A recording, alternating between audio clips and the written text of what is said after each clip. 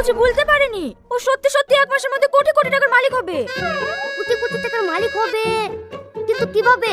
What is this is possible? তাহলে এই প্ল্যানটা মন দিয়ে শুনিন।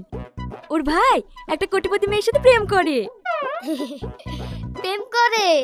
হ্যাঁ, আমি তো ওইটাই আপনাকে বুঝাতে চাচ্ছি না। এই তো শাট আপ, তোর কথা শুনতে ভালো লাগছে না। তুমি বলো। আপনার এই 1 লাখ টাকা আর ভাইকে দিছে একটা বড় লোকের মেয়েকে পটানোর লেগে। বুঝতেছে?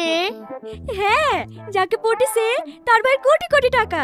সামনের সপ্তাহে বাড়ি আসছে, বাড়ি আসলে বিয়েটা হয়ে যাবে। বিয়ে? তোমার বিয়ে হয়েছে?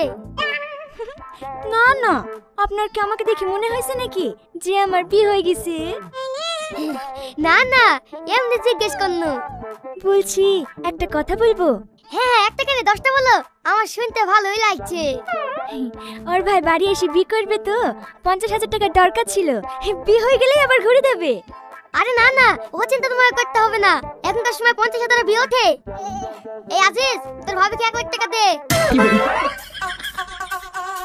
সামনের মুখ তো তাই সিলেক্ট করে বেরিয়ে গেছে।